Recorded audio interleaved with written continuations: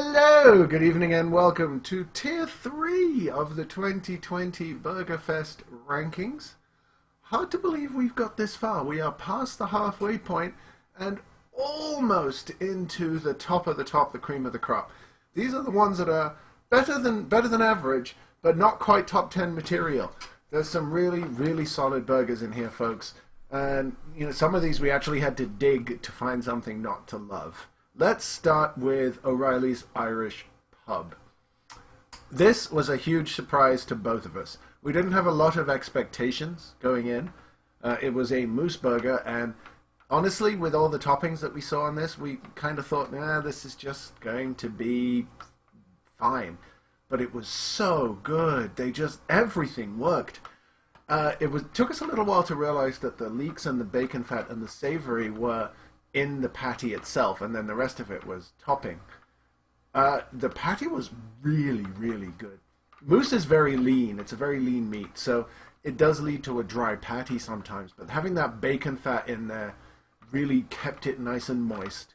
The savory and the leeks, they weren't detectable on their own, but that patty did get a really good flavor on it that moose sometimes lacks, so I'm going to just credit that to the unusual additions and say that was well done. The brie on this burger was even better than it was on the one at Pinnacle. Just creamy and melted right in there. Again, not a brie fan, but it appears I like it on burgers. But I think the winner here was that they put roasted beets on this burger. The chef apparently spent a lot of time in Australia, where beets are very common on burgers.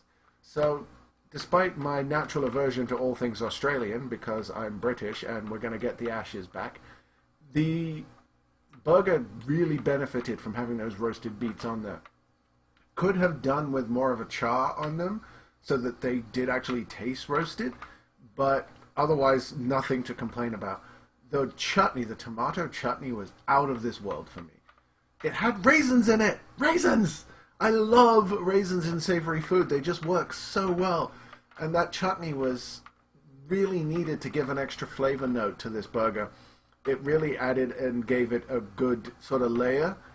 You can tell as well that because they use the word rocket and not arugula, this chef has spent some time in British places too. The aioli was unfortunately conspicuous by its absence. Not the first time I'm going to say that today. And the burger was a touch, or Sarah's was, on the dry side. Mine was great, but Sarah did mention hers was a little dry, which is what pulls this one out of the top 10. Really delicious burger, and O'Reilly's, you shocked the living daylights out of us. Possibly the biggest surprise in the competition. A contender for that crown, though, is Finn McCool's, and they are our next burger.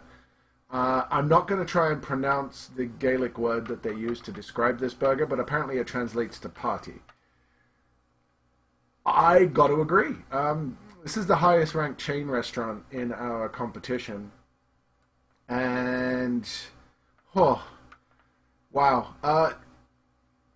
They had an optimistic explanation or description of this burger with a cheese lover's dream and tangy double smoked homemade bacon jam and stuff. Okay, whatever. Just tell me what's on the burger. But, oh my goodness. It was really good. The patty was just fine. It wasn't bad by any stretch of the imagination, but the fact that they didn't really tell you what was in it, what made it, tells you that it wasn't anything special. But those onion strings, whatever they dusted them with before they breaded and fried them, there was a sort of a curry flavor to it, which was delicious. And the bacon jam was the smoky sweetness that you want from that combination. Bacon jam and bacon marmalade can be very hit or miss. This one was a definite hit, and it works so well with everything else. Sadly, the cheese, which they claimed was aged white cheddar, was nowhere near sharp enough to be aged. Now, it could have been little aged, whatever that means, but yeah, it could have been sharper. The lettuce and tomato felt like they were thrown on there because they belong on a burger in some people's opinions, and it could have been left off to no detriment. And the mushrooms and the garlic aioli, here comes that theme again, weren't really there. neither of those really, like, you didn't notice them. So the burger on its own as a whole was really delicious, and those onion strings, oh my heavens. This burger was great, just really, really good. And had it had all the additional elements, it probably would have been one of the best we had. Moving on to a burger that, despite being delicious, offends my sensibilities, and that was the Governor Inn. They called it a traditional English breakfast burger, but then had the audacity, the temerity, to leave sausages off this burger. How dare you? How very dare you? No, I'm kidding, man. This was great. The blood pudding scared the living daylights out of me. I have avoided that stuff like the plague my entire life because the idea of it sounded gross. It's not gross. It's really good.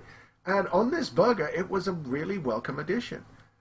However, it was dry. And I think it might be because it was sliced so thin. Had it been a little thicker, which Sarah, to her credit, mentioned, it probably wouldn't have dried out as much.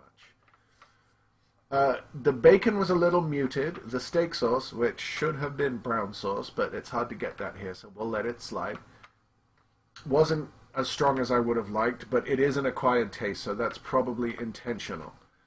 And the grilled tomato was definitely there, but could have been a little bit thicker. This concept, they absolutely nailed it, and the burger was very, very tasty.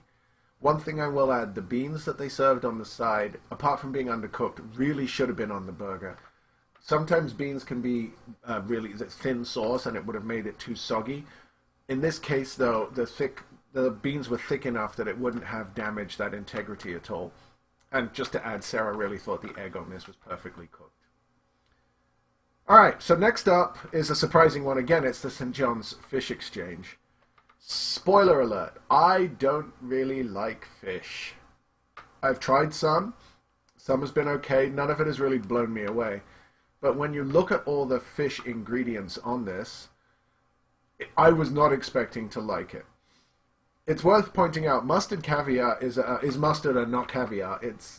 So that kind of threw me for a loop. This burger was beautifully put together, and the colors that they chose and the way it was constructed, the presentation on this was phenomenal, probably the best in the competition. The cod had a really nice flavor. That tarragon panko was really nice on it. Cod is very light, so it needs some help. Sarah did think it was slightly overcooked. I don't have enough experience with cod to be able to tell you that. I can tell you that the jalapeno slaw was beautifully made and really added a nice light, fresh note to the entire thing.